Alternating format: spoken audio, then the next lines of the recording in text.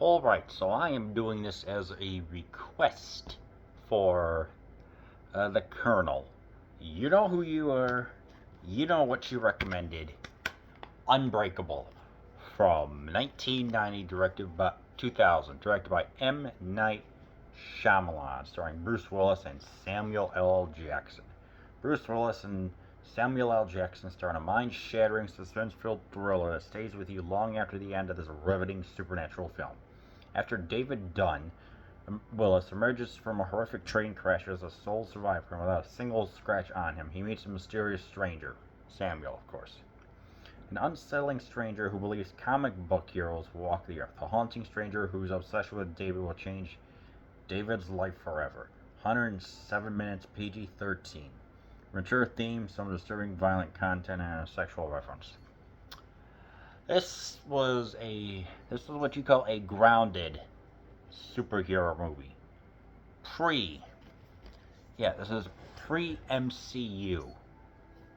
Alright, this is when the X-Men were going on. You had all the one-off movies, you had all the animated stuff, and they were starting to gain traction. This was well before Iron Man, let's just say that. And I really like this movie. This is the first in the trilogy along with Split and Glass. This is more, I love the reality of it. It's like one, let's get Bruce Willis, who has starred in some action movies, but instead, let's get him into a drama / psychological thriller / comic book movie. And it's very referential, and I'm like, okay, I like this, I want more of it. Let's have him be the foil to Samuel L. Jackson, who doesn't say, I'm tired of these monkey flipping snakes on this monkey flipping train. Yeah, it's actually purposefully restrained for the sense of what's to come at the end. It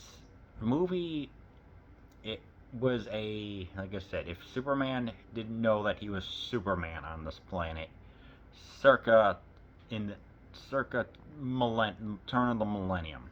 So, yeah. The acting at Bruce, it's like, let me put it this way. It's like, you have all the special effects, you have the loud slam banging action, you have some you have highs and lows. No, this one is just all the way across. It's just the consistent length and it's the consistent amplitude. It does not change, well, except for when he discovers his powers and uses it. So it gets amplified a little bit, but it's still all the same amplitude. And that's what I like. This movie got the thriller aspect. And I mean, the characters are great in here.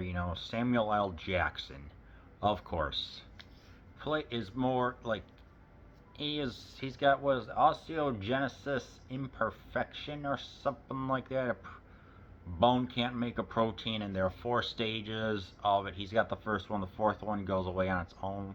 Very brief. There's more about it than I just mentioned. So, and of course, David Dunn is just the everyday guy, security guard. But when their fates start to intertwine, there's something. It's like you can tell there's something more going on. One of the motifs of this movie is, what was that? It was making this feel like a comic book movie. If the long takes. I like the long takes in the beginning.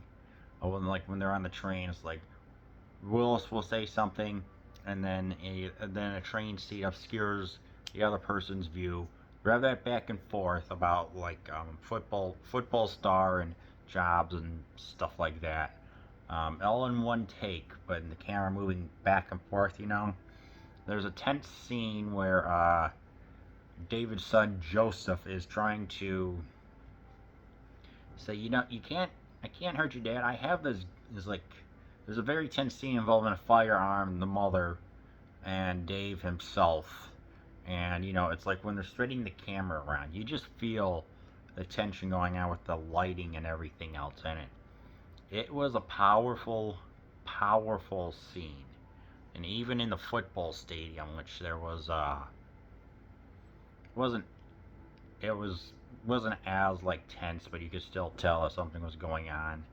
Um, Jackson plays Elijah Price, was trying to chase down a person who has a gun, and he was going to probably go and bill some people.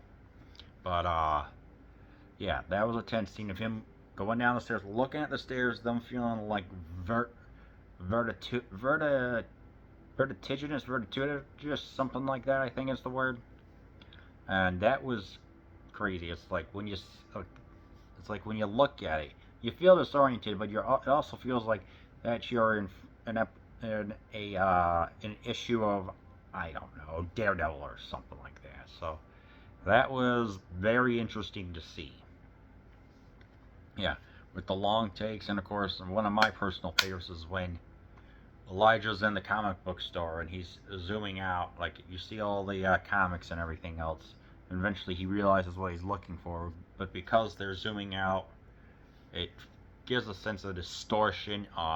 There's a lateral tracking shot towards the end where you want to help the character, but you can't, and it just works so effectively. And I'm like, this was M. Night Shyamalan? And it turns out, yes, it was him. I think that this was it's like, hey, M. Night Shyamalan,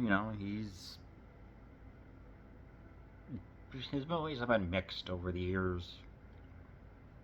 I've seen Signs and The Village, and that's really about it. Signs, which features the dumbest aliens of all time who can't tolerate water, but they come to a planet that's 70-ish% water. I never got that. That was stupid in my opinion. But here, it works well because he's influenced by Alfred Hitchcock, Master of Suspense. So here with the suspense and everything else, it works so well. It's like, I got the vibes. And even when he has a cameo, supposed in the stadium where he gets searched, it's like, yeah, I can definitely feel, especially with that plot twist at the end. Oh my word, I had a feeling something was going to happen, but because I was so enthralled and everything, it's like, hot dang, this movie was darn good. So it's just a good movie, man. What else can I say? It's not for everyone. I just think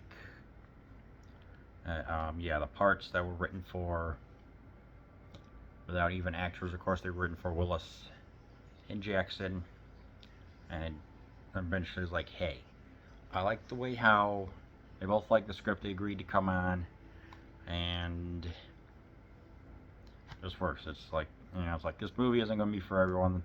The kind of weirdness of it with the psychological aspects and the slow pace may turn off some people. I wasn't turned off by it because it felt like a more realistic portrayal. It wasn't like anything with some of the other motifs that Shyamalan would do. This is grounded in reality. Just great dialogue, great performances, and yeah, I'm sure that the folks over at Marvel and DC were both probably pretty happy about this. Fortunately, it was marketed in a not fantastic way. It was meant to see as a psychological thriller in the beginning when it should have been a comic book movie. I guess just less superpowerish, if that makes any sense. So yeah, I just like this movie. What can I say? It flew by. It felt great, and it's a darn good movie. So yeah, kind of more realistic portrayal of what superheroes are, and just, if you want to see Samuel L. Jackson not say anything about snakes on a plane, then I highly, highly recommend that you watch Unbreakable.